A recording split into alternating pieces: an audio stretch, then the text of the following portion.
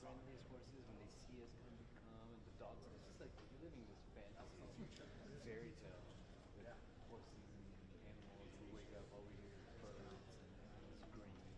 It's past the woodlands. Okay. And it's magnolias, all this too. So just love it. Changing pace for Very much. Very. In fact, work is becoming like an inconvenient job. Man, I'm here in my hammock in this beauty. This guy is sending me emails. That's the worst part. Well, what was we do? We do mostly massive stuff and it's all right. Oh, sorry. measles recently. Oh, that's. Measles stuff in Lubbock, Seminole. And then I'm in Alabama for like a random London kind of 2 years. Don't worry about Moms. Oh, you're sitting next to them. Copy. Makes sense. You're just Random.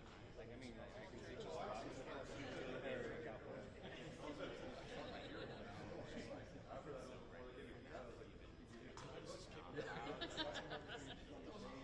reliving my PTSD. They sent me out there for a couple days just to like hang out with my mom, get some gummies with me. How did you find them? I sent out something on Instagram shopping on the bar. Mom was like, hey, so there's like people in Indiana where I'm from originally, there's like some folks in Alabama. And so like I just sent them off to the editor and they picked where they wanted them. You got response? Like, yeah. I was kind of surprised how many responses they got. Normally if I put like a, outsourcing thing, you get like 2 reviews. But I thought they have like 7 or 8 different people that were like, Willing to be recorded. none of them are like pregnant, but like they have like teenagers. So I don't know why I registered pregnant.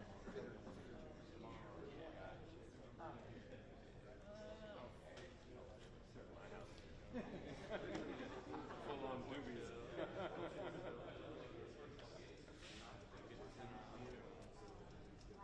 some names for like town halls, you know.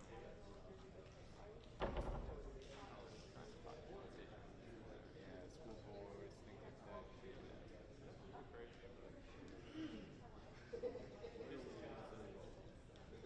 These are for more for local or for international? Mix. Like the Alabama stuff was like much of time. Yeah.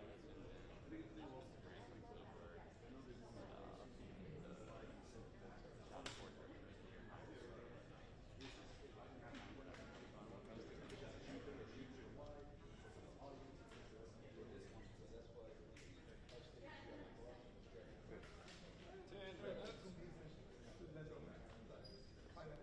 Hey, I didn't have mine. Everything is Disney. Now, everything, they have all my information, but you need to send me an email. We're probably going to send it to you. Oh, it's drunk.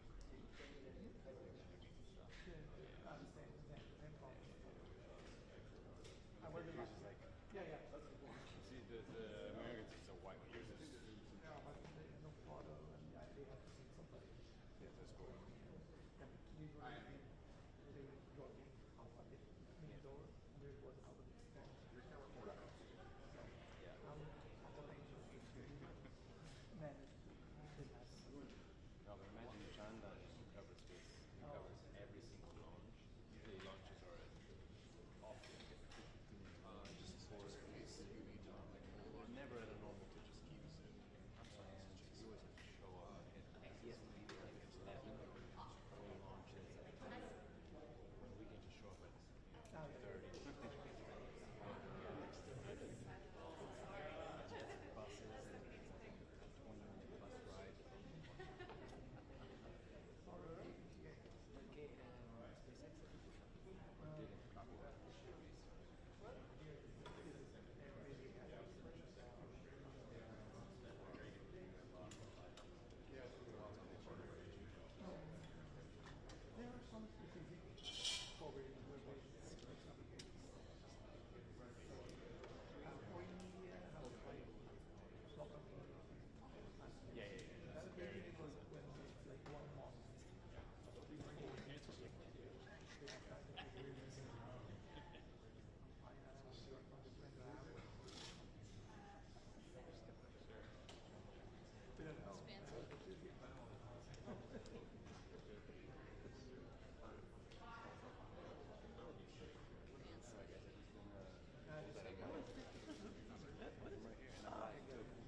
saw me on live. My camera's rolling.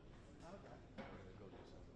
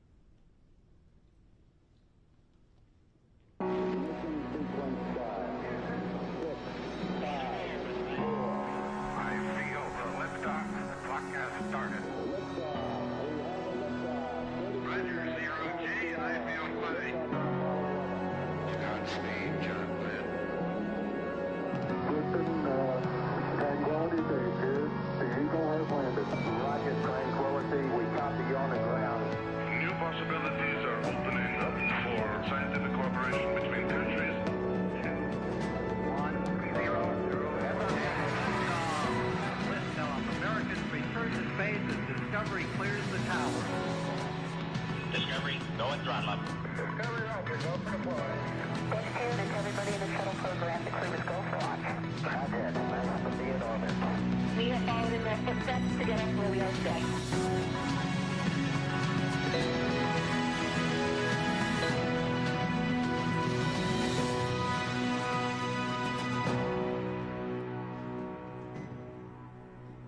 Good afternoon and welcome to NASA's Johnson Space Center for our Crew-9 news conference today. We are joined today here in person with our Crew-9 astronauts Nick Hague, Suni Williams, and Butch Wilmore. We'll be taking questions from here in the room and on our phone bridge, but before we do that, we'll kick it off with some opening remarks from our crew. Nick, go ahead. Thanks, Courtney. Wanted to kick off with words that would describe what the Crew-9 mission meant, and I think ultimately it's unique, like every spaceflight mission tends to be, and you don't know exactly how they're going to play out. But I think that the Crew-9 mission, when it comes to it, it highlights to me safety and the importance of the mission and the balance of those two. As you all know, back in the early fall, NASA was balancing the safe return of Suni and Butch with the need to continue the mission that's been going on board the space station for 2.5 decades up there, performing research for the benefit of humanity. And so there was a decision made to send Alex and I up with a couple empty seats and integrate Butch and Suni into the crew of Crew-9. And then bring them back at the end of a long-duration spaceflight mission. And so we sit here today, minus Alex, who's recuperating in Russia right now, with friends and family, thankfully. And we sit here as a testament to the success of that mission. So I look forward to answering your questions. Suni? Yeah, sure. Just wanted to say thanks. Thanks to Nick and Alex for coming up and getting us and bringing us home, and thanks to so many who prepared us for our mission. The Commercial Crew program with NASA and Boeing, as well as SpaceX, really got us ready to go. All of the trainers here at Johnson Space Center, the mission control teams all over the country, in Florida to California. So throughout the whole country, as well as what we're doing now. Our teams here are getting us ready to get, rehab and get ready to take on new challenges. So, feeling good since we've been back almost 2 weeks now. Actually went out and ran 3 miles yesterday, so I will give myself a little pat on the back. Our trainers are rocking it and getting us ready to get back to help out with the new astronauts as they're getting ready for their mission. So the biggest thing I want to say was thank you. Thank you, Suni. Let me start off with an analogy, a sports analogy. This very difficult job that we take part in, it's a team sport. It encompasses organizations throughout NASA, throughout the country, coming together. The Commercial Crew program, headquarters, the International Space Station program, working together day in and day out behind the scenes, diligently to make all of this work together. And then you couple that with a nation that comes together and it cares about the human spaceflight program and prays for us and what's taking place. It goes beyond understanding, honestly.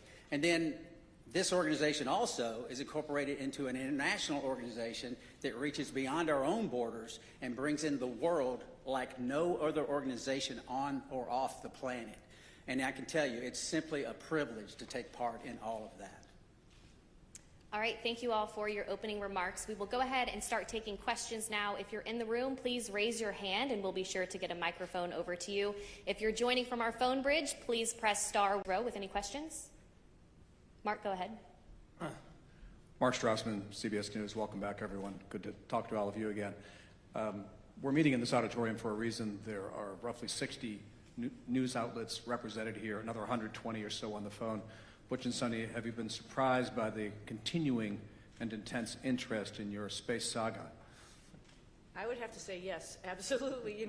It's interesting. We go and launch, and we knew it was a little bit unique, obviously, first time flying on a new spacecraft. So yeah, that was interesting. But then life goes on up there. And I mentioned yesterday, we pivoted and we are International Space Station crew members, and we're doing what all of our other friends in the astronaut office do, is go and work and train and do amazing science experiments up on the International Space Station. So, I think you sort of get maybe a little bit tunnel visioned in what your job is. So, do your job type of thing, right?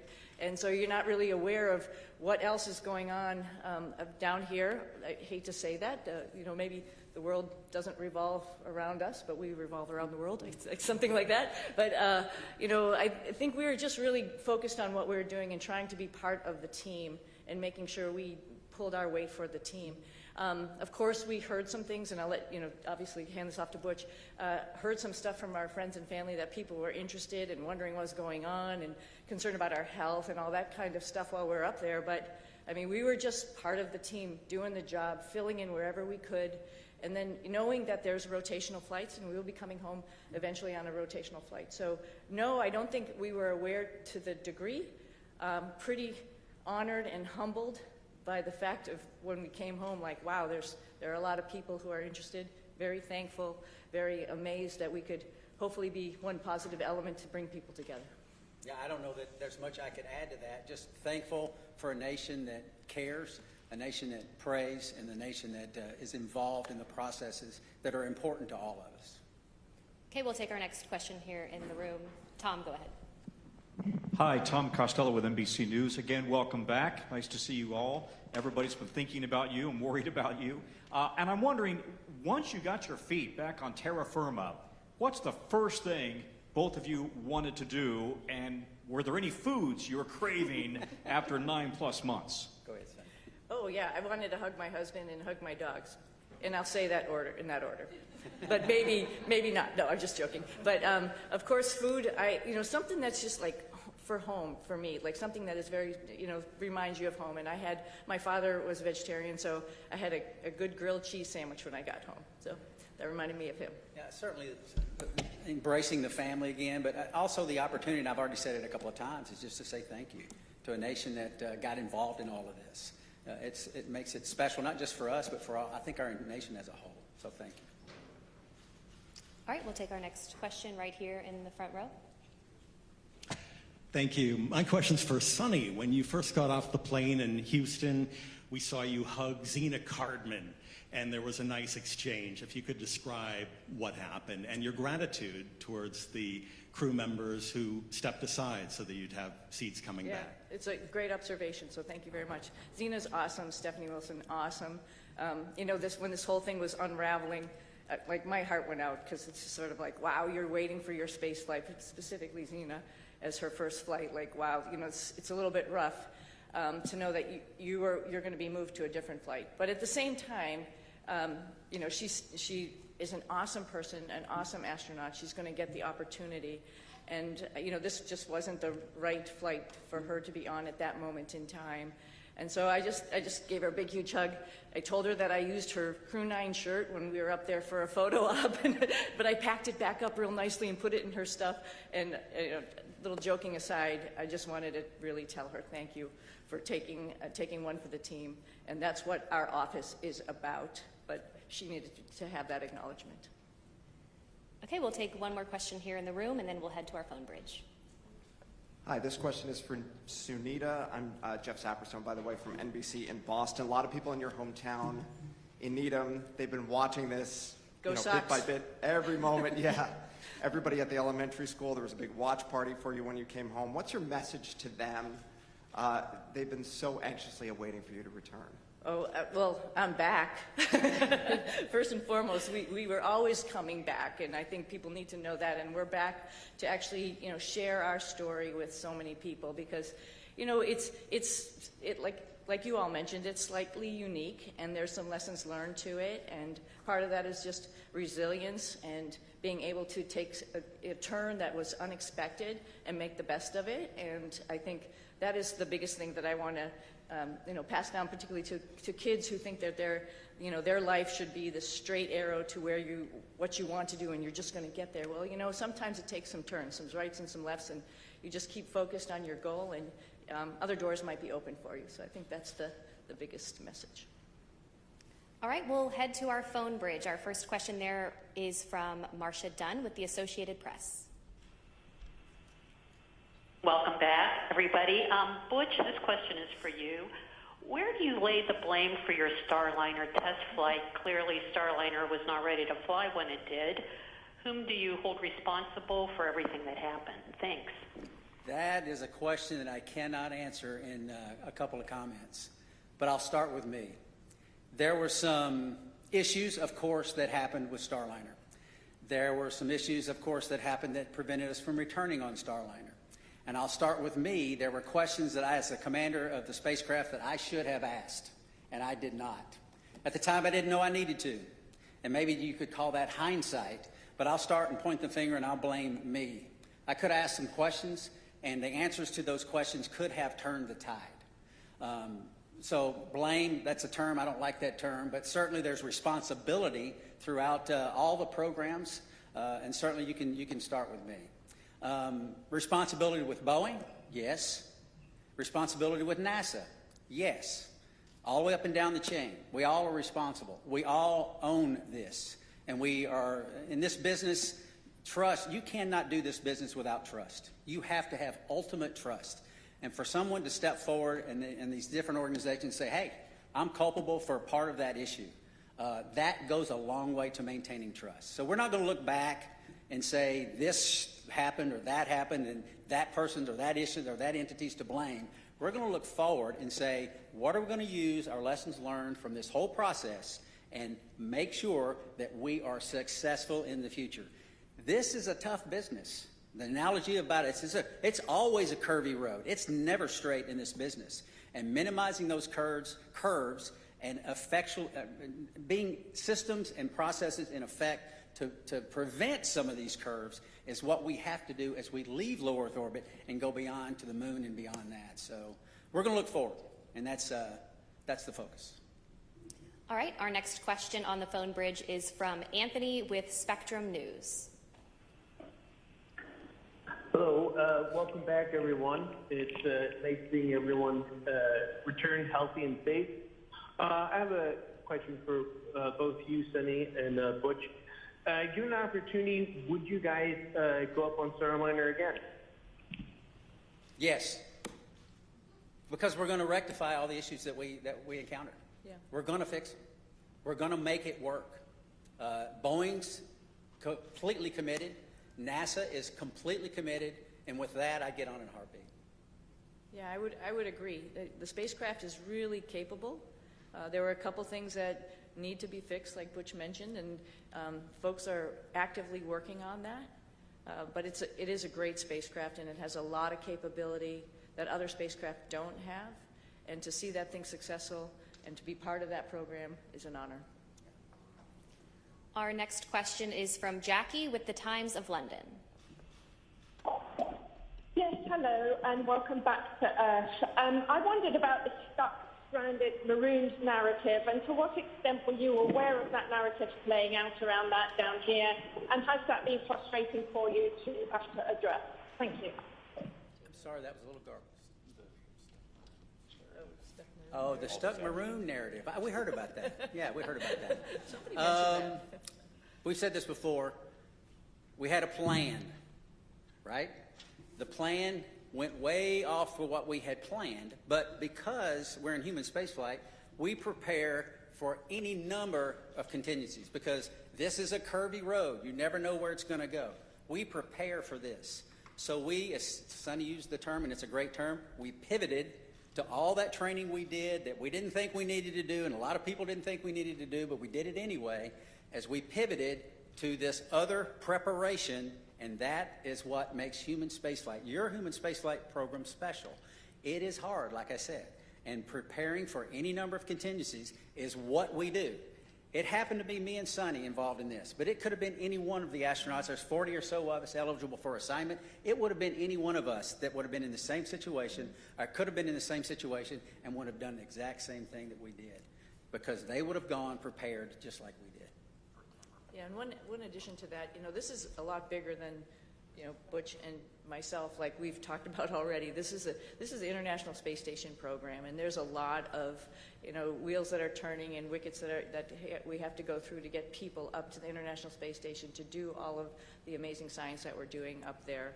We recognize that, we know that, just like anybody else in the astronaut office, and we came, as Butch has mentioned before, prepared.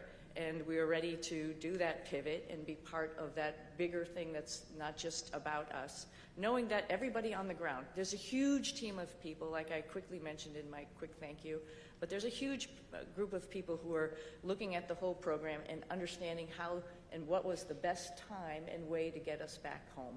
We knew that, and we were ready to wait until that decision was made, and that was fine. And I'll also add that we're grateful for people that, I don't think they were looking just at us when they make recommendations. We can do this, we can do that. They're looking what's best for the human spaceflight program, for our nation's goals. They're not looking just about Suni and Butch. And we appreciate those entities that do that and reach out and say, hey, we can do this, we can do that, we can do that. And NASA says, hey, we got a plan, we came prepared, here's what our plan is, and we think this is the best plan because it doesn't disrupt the flow of how these missions lay out.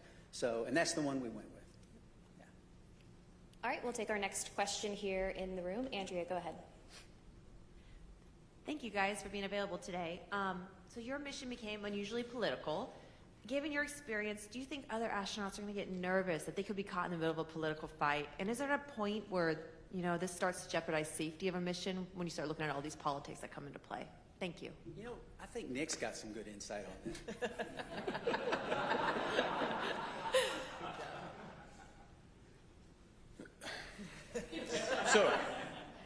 So the way I'd like to answer that is that when we're up there operating in space, you don't feel the politics, you don't feel any of that. It's focused strictly on mission. And you know, if I step back a little bit to the question before, Butch and Suni talk up here, they make it sound like, you know, well, you know, everybody figured out what they could do with us. The reality is they are highly skilled, very technically competent, and it took everything I had on every day to keep up with them as they're moving along. So they were more than just gap fillers on the station. They were productive, pushing the station mission forward.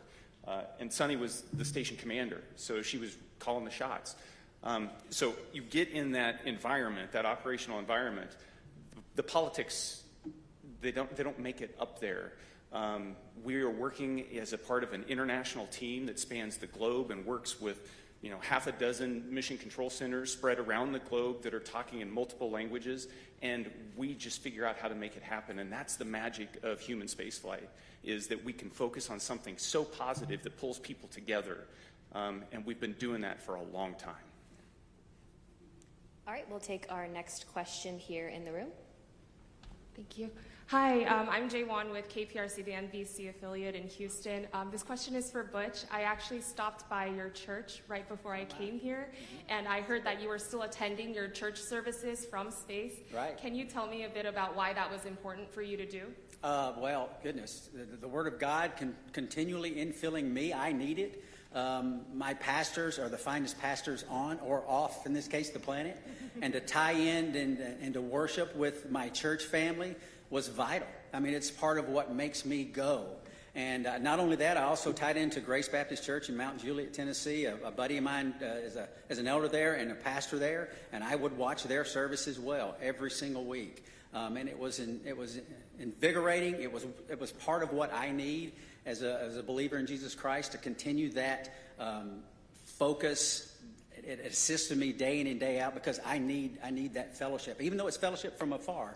And it's not like being fellowship up close, but still I need it. So yeah, thank you for that. Okay, we'll head back to our phone bridge. Next up is Ryan with NASAspaceflight.com. Hi, thank you. For the whole crew, of course, this narrative that's being pushed out has made your mission probably the most popular NASA mission to the general public for as long as I can remember, probably since the retirement of the shuttle.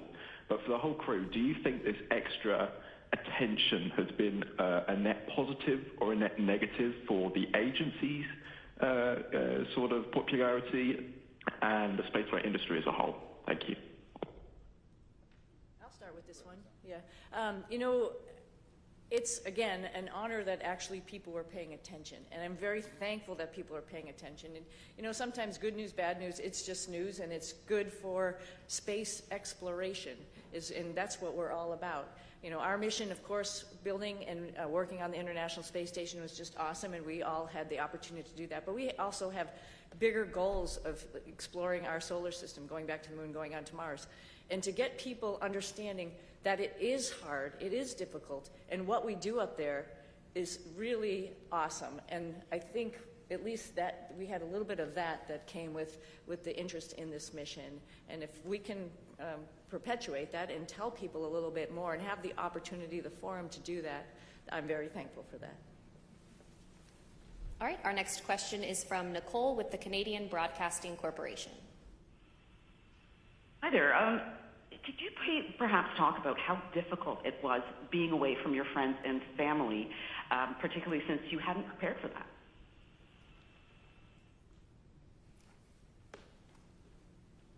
Difficult. Yes, I would say it was difficult. It wasn't in the preparation, but in my family, we talk about these possibilities. We discussed all of this. We never said we were going to be gone for 9 months, but it turned out that way. But the discussions we had, and it's not just discussions prior to the mission launch. This is the way we've trained our daughters from the time they were born, because their dad isn't a unique occupation, right? This is not the norm leaving the planet, and they understand that. And they, again, use that term, pivoted and got on board, understanding that this is part of what families and these type of businesses do. And it's not just in human spaceflight. This is military, armed forces, police forces, all across all different types of occupations that are involved in the possibility of extended stays away. And we're not unique in that. And so they understand that. They have friends that have parents in other areas where they've been involved in similar type situations, and all of that came together. And the Lord's help, we persevered, and they persevered, and I can tell you, I am very proud of them. We'll take another question on our phone bridge and then head back into the room. Our next question is from Tom with Sky News London. Hello, thanks for taking my question. Congratulations on your extended mission and your safe return. Although the political situation around this is bringing a lot of attention to space and to the International Space Station, some of the statements that were made during your stay up there caused embarrassment to NASA, forced them to make corrections to statements. Now that you're back, did the politics around your stay make a difficult situation worse? I'm not sure I understand. I missed everything except for that last part. Yeah, you came in you were broken up just a little bit. Could you please try to repeat your question one more time? Yeah, I will. Yes. Can you hear me? I was asking whether, although the political wrangling around your extended stay in space brought a lot of attention to human spaceflight, some of the political statements raised caused embarrassment to NASA, forced to make denials about various things that were offered and not offered, and sometimes to your astronaut colleagues. Did the politics around your mission make a difficult situation worse? Yeah, thank you for the question. I talked about how the politics they don't make it up there when we're trying to make operational decisions. So as the commander of Crew-9, responsible for the safety of this crew and getting them back safely, I can tell you that the entire time up there, I launched with that singular objective of showing up to the station and having to integrate Butch and Suni into a crew with Alex and myself. And then we were planning, from day one to return toward the end of February. That all predicated on the fact that we would have a replacement crew show up and we'd have adequate handover with that crew before we left. That's important to maintain the mission of the International Space Station, to continue pushing research and exploration. And that was never in question the entire time. There were a lot of options that were discussed, and the ground team and the team on the ground, we've alluded to it a couple times already, is gigantic. and everybody was working with singular focus on how do we end the Crew-9 mission at the right time and maintain the safety and the success of the space station mission. And launching in September, given all the unique dynamics surrounding this mission, and coming back originally targeting the end of February and hitting the middle of March, that's pretty much on target if you look at the track record of human spaceflight. It's dynamic, it's challenging, the weather doesn't always cooperate, but we figure out how to make it work. All right, we will take our next question here in the room. DeLon Dillard, Fox 26 here in Houston. Welcome back to H-Town. Suni and Butch, both of you all have a long history of being active and athletes, but with that being said, obviously you all spent nearly 9 months in space. What does that recuperation and recovery process look like, getting acclimated back here to Earth? I'll start. I can tell you we have a group of individuals, astronaut strength conditioning and rehabilitation specialists. And we are directly integrated with them day in and day out. They send us protocols to work out. And I can tell you, I'm not as young as I used to be, but I was stronger on space station doing more weight and more reps on exercises than I have in my entire life. Because this group of professionals work to get us stronger and stronger and stronger. We're trying to minimize muscle atrophy, minimize our bone loss. So if we go to other planets, the moon and other planets in the foreseeable future, that we will be able to function when we get there. It's a whole science built around this team of individuals that are working to help us better understand human physiology and what zero gravity does to it and how we can mitigate the effects of the bone loss and the muscle atrophy. So day in and day out, I worked out every single day. We went into quarantine on the 22nd of April. And starting on the 22nd of April, I never missed a single day of workout because your body can recuperate in zero gravity. It doesn't have the normal stresses of gravity on it all the time. So you work out real hard, you hurt for an hour, and it finally fades away and you're ready to go the next day. So I applaud those individuals. They are making huge gains in the preparation to go beyond low Earth orbit, and it's science that is taking place day in and day out and has for years, and we're still learning, and we're still progressing. Yeah, at like day 265 on the ARED, because it counts all your days that you go into a workout, I was thinking, I wish the hay was in the barn. But every single day, just like Butch is saying, you got to get on the machine and work out. And it actually is a really great stress relief to be able to have that time up there and run or bike or lift weights. It's really great. And the folks that Butch is talking about, along with the nutritionists, really are looking out for us and making sure that when we get back here to planet Earth with gravity, we'll be able to function.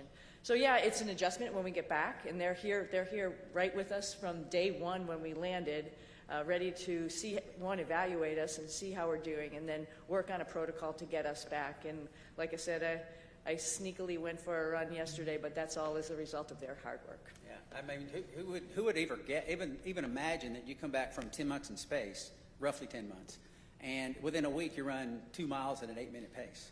I mean, that's not even conceivable that the body could handle that. But these folks get us ready to where those type of things happen. Okay, we'll take our next question here in the room. Yes, hello. I'm just wondering, there are a lot of people that depend on jobs here in the aerospace industry in the Houston area, 23,000 total. In the past, when there have been issues with NASA spacecrafts, there have been delays, and now we have another issue with the Boeing Starliner. Is there any concern that your issues with Boeing may delay future projects, future missions? And what would you say to one of your fellow astronauts before they go up on another test flight? That's a great question. Yeah, it's a great question. And I think we all have alluded to it. There's lessons learned. And that's like a piece of hope, right? We're not just sitting here doing the same thing over and over again. And we're learning from every mistake potentially, or maybe a decision that we've made and how we could make that better and do better the next time. When we go to the moon, we won't have an International Space Station to maybe take a stop at. We really have to get it right. And because of our mission, I think that highlighted some areas where maybe we need to work on and get it right for our fellow astronauts. I think they're encouraged by that, right? You learn and you move on and you get better. And I think that's part of the learning process. It's part of the exploration process. I mean, we are scheduled on Wednesday to meet with Boeing leadership. the program managers, senior chief engineers, to discuss some of these issues. They want to come together with us, Suni and myself, because we lived through this with them, and get on board with what the future looks like. And having flight crew with background in test and acquisition involved in the processes going forward to make sure that we're dotting every I and crossing every T. But still, that doesn't mean that you're guaranteed success in anything. Like we've said many times, this is a tough business. And we're learning all the time to go further and further and further. We'll take another question here in the room.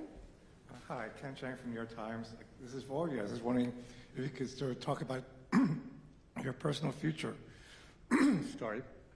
There's been a lot of talk about this uncertainty about the future of the human spaceflight program, suggestions that ISS should be deorbited in a few years, there should be a pivot from the moon to Mars. How do astronauts feel about these potential changes? And 3 years is a lot longer than 8 months. So we've each been able to do multiple missions to the space station, and I'll let Butch and Suni add on to this. But one of the things that I noticed was a dramatic increase in the complexity and just the weightiness of the experiments that we were conducting this time around on the station since 6 years ago when I was last there. And it just gives you this sense that we are in the golden age of the space station right now in terms of the return on investment and what we're able to do there. And it's not just focused on return to benefit the Earth. It's also focused on enabling all those things that we're going to need as we go to the moon and on to Mars. And so I am really optimistic when I think about the future of human spaceflight. Yeah, I would add on to, it was over a decade since I've been up there last, and I was pretty excited about what was going on. There was a lot going on when we first got there. It was an honor to be working with Crew-9 and seeing all that they were doing and just trying to help them with their stuff, and then being prime, moving up to the prime spots for Crew-9 and Expedition 72 as we took on a lot of experiments ourselves as well as spacewalks. And what the space station is doing to help us in exploration is really encouraging, and it's exciting. And I'm a little envious of the future astronauts. The guys who are coming behind us, they're going to have so many wonderful opportunities to do the same as us, add to that exploration, add to trying to find the answers to the next questions. It's going to be an exciting future. So I'm not worried about aerospace industry. I think there's a lot going on, and it's a great time to be in it. We'll take our next question right here. Hi, Ed Lavandera with CNN. Thanks for taking the time today.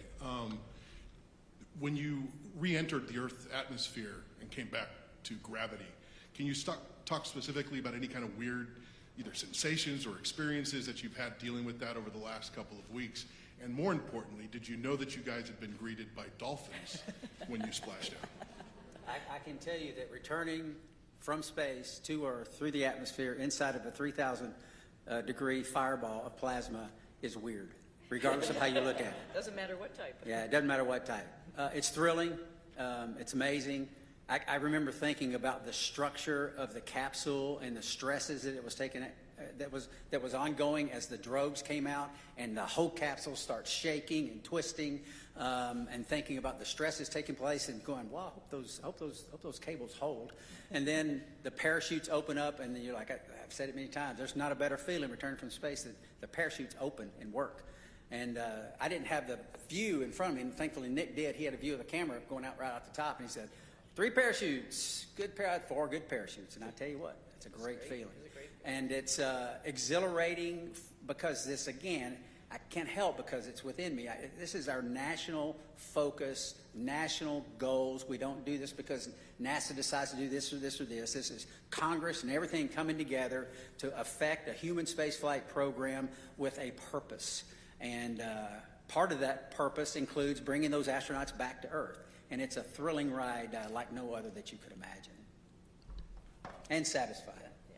And I had requested dolphins as kind of a joke. Yeah. Somehow, someday, they pulled it off.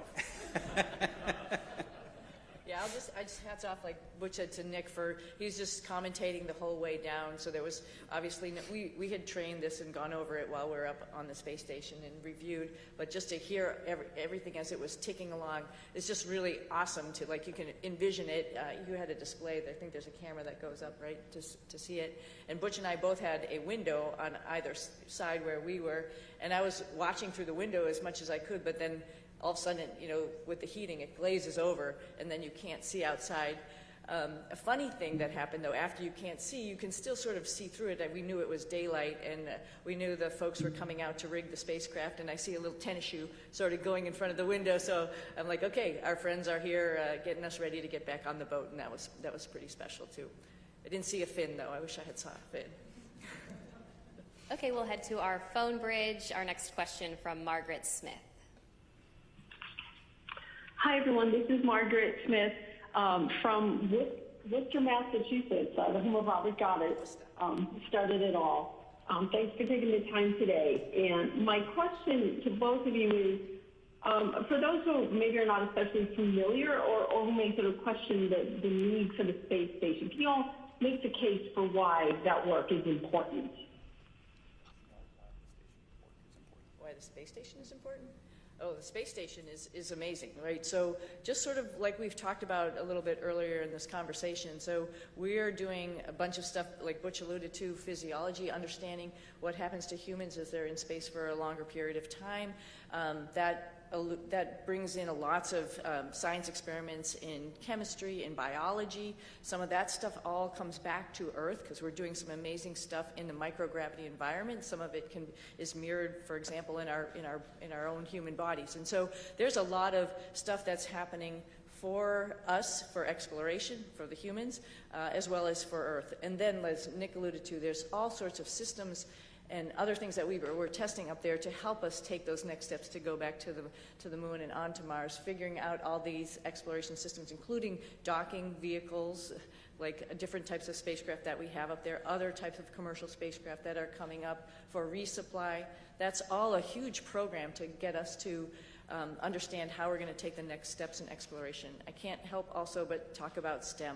I mean, all of this is STEM, right? Science, technology, engineering, and math, and I'm hoping the work that we've done up there also encourages the next generation of kids to understand that how important that is and how they can become involved. We did lots of experiments up there with kids and universities and companies, trying out new guidance, navigation, control algorithms and robots that were flying inside the space station, competitions, for example, for them. And that's pretty awesome that you can really touch and talk to kids on the ground as you're doing experiments up there, and they have their finger on the pulse of science experiments, and they can understand that and think to themselves, I could be part of this one day. Our next question on the phone bridge is from Neil with ITV News. Congratulations on a great job, everyone. Suni, can I ask how your body is recovering to life with gravity after 9 months? And Butch, what's your message to others from your experience, the delays that you guys faced, and any lessons in patience for the rest of us down here? Oh, I think I'm doing okay.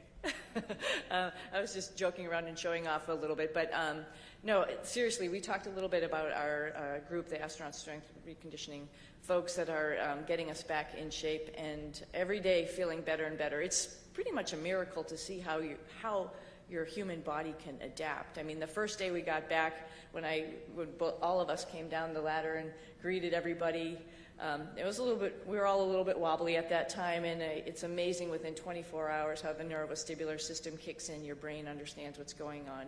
And then the agility and the weightlifting that occurs in the next week that makes you feel good enough to actually, like I mentioned, go out, run, actually lift weights, get in there, do squats and deadlifts and stuff already. That's pretty incredible. So I knew it was going to happen. We all knew it. We've all flown before. We all knew that there's just this little bit of a hump to get over, and then you can get back on it.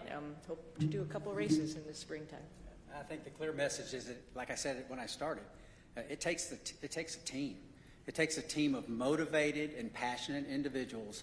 We don't have a human spaceflight program. You don't have folks sitting up here in a blue suit without the massive team that's making it all happen.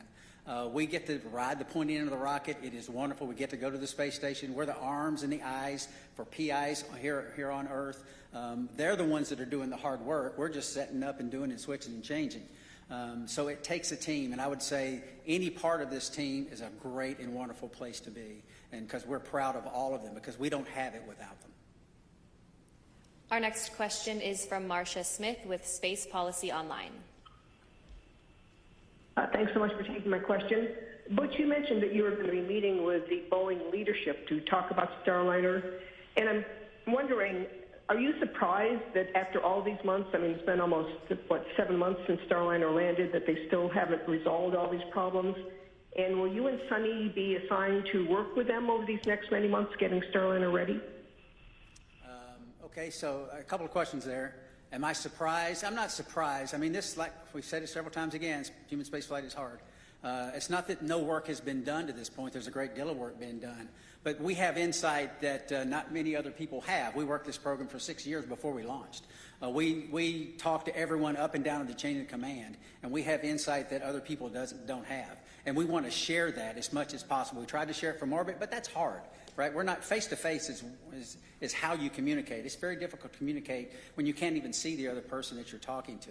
So we've had some conversations, but now it's time to get serious and get together and talk about some of these issues and some of these things and get us, and not get us. We're already tracking on the right path, but maybe a little tweaking here and there because of some insight that we'll be able to give them. That's the purpose of that meeting. And they're eager to do it, as are we. We'll take our next question here in the room. Jacob Rascone, KHOU 11. I wonder what you would say about the life lesson I think we can all relate to. We've all made plans, we've all been excited about those plans, and we've all watched those plans kind of fall apart. What would you say about what allows you to meet the moment with courage, with serenity, or maybe you didn't, internally. But what would you say about that life lesson I think we can all relate to? Well, I'll start, and I'm sure you want to add, both of you, because I think every flight is a little bit different than what you go in planning it to be. It doesn't matter if it was this one or many other flights or many things in life, just like you alluded to, right? I think the go-to thought there is, what is the opportunity in front of me? Like, it's not a missed opportunity, it's actually another opportunity that I didn't really think about, and wow, that opens a lot of, like I mentioned earlier, a lot of doors or a lot of things to learn. I think it's great. I think that's the point, I think, of the whole thing, is like, when something doesn't go your way, you just have to take the blinders off and look around you and see what other really great things are waiting for you.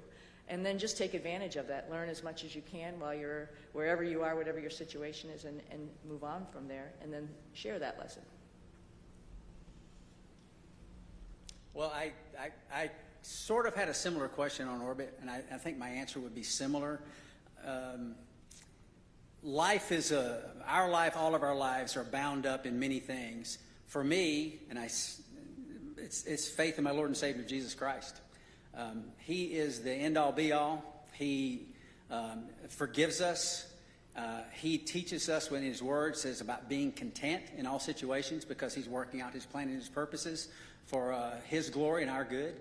And I believe that because the Bible says that. And that's the message that I lived. We lived it. My family lived it. We taught them these things throughout their lives. And that's contentment. It doesn't mean always happy. It doesn't mean there's no pain. But content and knowing that God's in control, sovereign God's in control, working out His plan and His purpose. And you might say, well, goodness, that wasn't a very good thing. God did that. Well, He's working out His plan and His purpose. I mean, who's lived a life without pain? I mean, no one. That's the nature of existence. Who's lived a life without sorrow? Who's lived a life without challenges? It grows us. We learn from it, and that's the focus that I try to take from it. Is what's the Lord trying to show me, and what's He teaching me? Because there's so much to learn in life, and there's so much to learn from this evolution. And I think I know my daughters are better off for it, and I'm grateful for that. And I think we are as well. Yeah. If there's any additional questions here in the room, please be sure to raise your hand, and we'll get a microphone over to you. In the meantime, we'll head over to the phone bridge to Josh with space.com.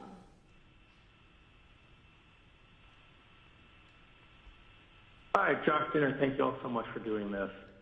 This question's for all three of you. What were the most out of this world and your favorite experiments or tech demos you got to be a part of on this mission? And for Williams and Wilmore specifically, did the extension of your mission create any new opportunities for experiments or research that was not originally planned for the expedition?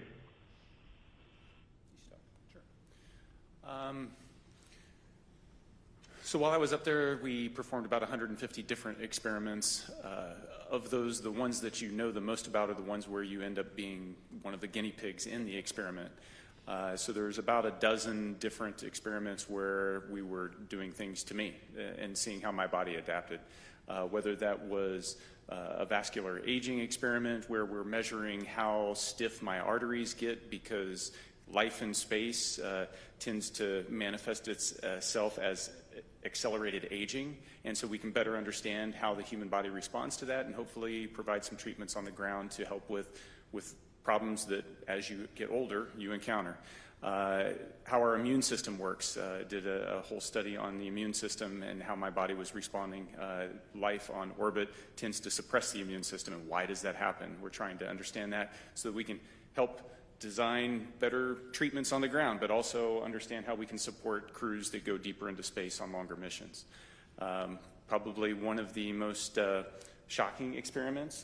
Butch and Suni got to watch me wire myself up to muscle stimulation pads and shock myself and trying to figure out how do we keep our muscles strong when we don't have access to all the equipment we have on the International Space Station, because as we go to the moon and on to Mars, that's a lot of extra mass, and if we can do it with smaller equipment, maybe that works.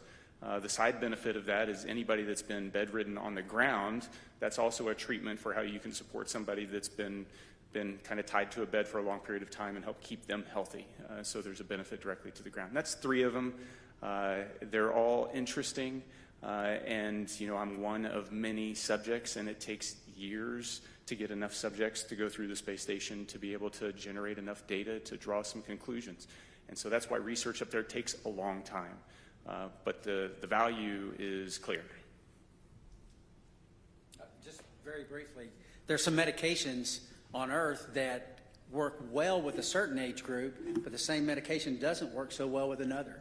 So it's a capillary flow experiment to try to understand how that medication is flowing through our bodies, and maybe there's something we can figure out as to why those things are. And we're trying to figure that out. And that's very beneficial, obviously, to mankind, and may benefit some of our families one day.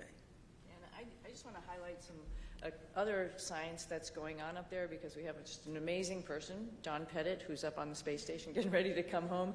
And every day he's up to something and just trying to highlight what microgravity does and how it is, as well as amazing photography, which I'm sure a lot of you have probably seen out there. And the fact that he can take a picture of a red sprite or a blue jet and have a picture from the space station looking down on a lightning cloud is just incredible, and it enlightens all of us into what is actually going on in the universe. And that's just simply because he's curious. And that is something that's actually, like I said, we're sharing and we're showing off to everybody, like, wow, we think we know what's going on, but we really don't. And if you just open your eyes and make some observations, like Don does every morning at 4 a.m., we learn a whole lot. Yes, so it's a great place. Don's taking potatoes he's growing and the nitrogen produced in the roots of the potatoes to nourish the peanuts that he's growing. I mean, it's pretty special. He's a special guy. He's awesome. Our next question on our phone bridge is from Robert Perlman. Hi, for Butch and Suni, you're now the first astronauts to fly on both Starliner and Dragon, admittedly one on the way up and one on the way down. Was there anything about either spacecraft that you found you liked more about the other that stood out as a feature, especially in terms of crew amenities? More Velcro on SpaceX, on Dragon. That's a crew amenity. That's a crew amenity, which we've talked about that. Yeah. That's why I said it. Yeah. They're both unique, and they both have their purpose and made to do the same thing, but I think what's really cool is, give a problem to two different people and see how they solve it. Starliner is a really awesome spacecraft, like Butch had mentioned, with the integration of manual control as well as automation, as well as its vision systems. Dragon is a very comfortable spacecraft that tells you what it's doing, which is very nice versus having to interpret displays as we have done throughout the space programs with, former programs, including shuttle. So I don't know if I have a preference, honestly. They're both great. For different reasons. Our next question on the phone bridge is from David Curley. Thank you very much. Butch, you mentioned lessons learned. Suni, you mentioned earlier about the ability of the Starliner. When you meet with Boeing, what is the overarching message you'll deliver to the company? We don't have enough time to go into all that. If you understand the spacecraft that we have now, we got Dragon, we have Orion, and we have Starliner. In my opinion, Starliner has the most capability when you think about its ability to maneuver automatically. You think about its ability to maneuver manually in all phases of flight. And then we have a mode, if those modes have failure modes, we have a backup mode where we can go directly from controllers to the reaction control system jets and maneuver the spacecraft.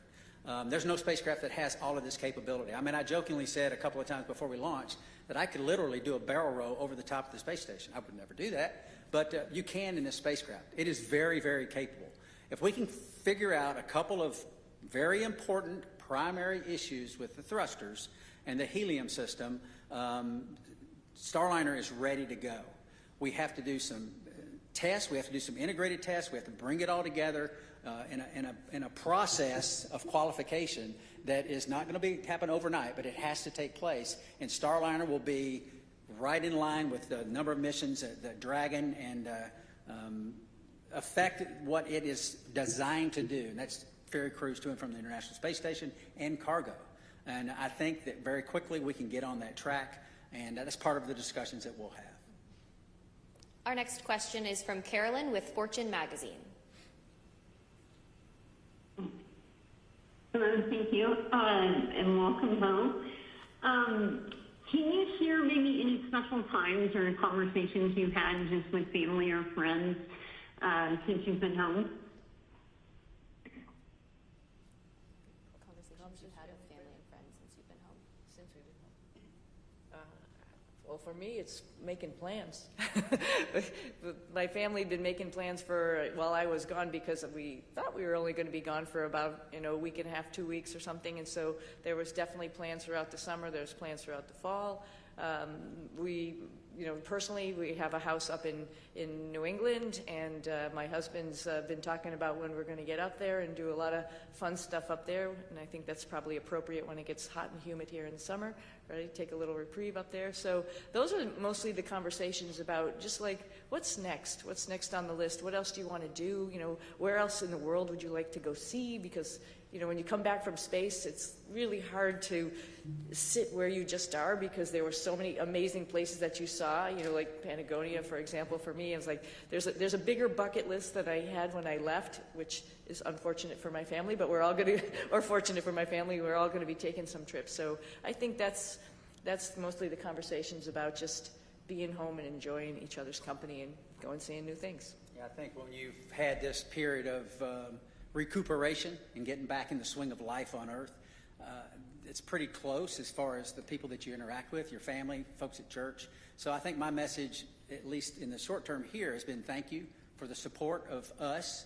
Thank you for the support of my family. But then it goes beyond that to my home state of Tennessee. There's an immense amount of support by my family there and friends there, and the whole state, as a matter of fact. Tennessee's a wonderful state. Put in my pitch for Tennessee. But getting up there eventually and relaying the same thank you to them and to, like I said, to a nation that cares, and a nation that prayed. And this opportunity right now to say thank you to our nation, our wonderful nation.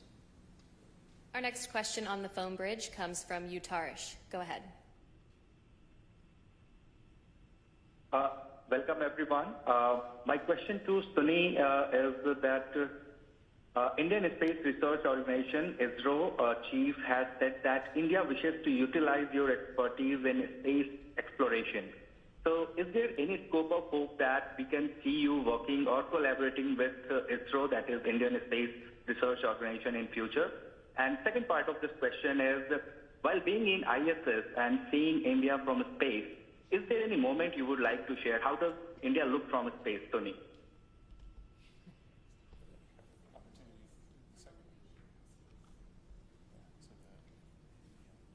Yeah. Let me address the second question real quickly. India is amazing. Every time we went over the Himalayas, and I'll tell you, Butch got some incredible pictures of the Himalayas. Just amazing. And you can see, like I've described it before, just like this ripple that happened, obviously when the plates collided, and then as it flows down into India, it's many, many colors. I think when you come from the east going into like Gujarat and Mumbai, the fishing fleet that's off the coast there gives you a little bit of a beacon that here we come. And then all throughout India, I think the impression I had was it was just like this network of lights from the bigger cities going down through the smaller cities. Just incredible to look at night as well as during the day, highlighted, of course, by the Himalayas, which was just incredible as a forefront going down into India. I hope, and I think for sure, I'm going to be going back to my father's home country and visiting with people and getting excited about the first, or not the first, but the Indian astronauts who's going up on the Axiom mission coming up. Pretty awesome. They'll have a hometown hero there of their own that will be able to talk about how wonderful the International Space Station is from his perspective. But I hope I can meet up at some point in time and we can share our experiences with as many people in India as possible, because it's a great country, another wonderful democracy that's trying to put its foot in the space countries, and we'd love to be part of that and help them along. Do you plan to take your crew members on that trip with you? Absolutely. You might stick out a little bit, but that's okay. We'll get you all primed with some spicy food. We'll be good. Okay, we have time for one final question on the phone bridge from Jim Siegel. Everybody, Jim Siegel here from Florida Media Now. Thank you for taking my question. Butch and Suni, you missed a couple of holidays while you were back up at the International Space Station, Christmas and Thanksgiving. I wondered whether you have done or are planning to do anything special with your family and friends for those holidays. Thank you. I don't think we missed them. Right. I think we celebrated every single one. We actually had a reindeer that we built and rode like a bull. I don't know if you saw those pictures, but we celebrated in style. Trust me. Oh, yeah. And Nick was great because he came up anticipating that we were all going to obviously be there for those holidays. So he was like Santa Claus, had his little bag of goodies for all of us, and it was pretty awesome to have the holidays up there. It's pretty unique, and not many of us get to do that. So it was a lot of fun. But this holiday season will be special, for sure. Absolutely. Yeah. All right, that's all the time we have for today. Thank you for joining in on our news conference today, and thank you for your continued interest in NASA's SpaceX Crew-9 mission. We'll see you next time.